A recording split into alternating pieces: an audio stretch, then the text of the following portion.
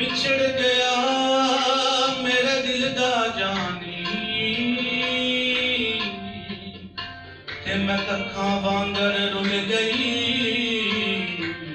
ਫੁੱਲਾਂ ਨਾਲੋਂ ਨਾਜ਼ੁਕ ਜਿੰਦੜੀ ਮੇਰੀ ਵਿੱਚ ਕੰਡਿਆਂ ਨਾਲ ਤੁਲ ਗਈ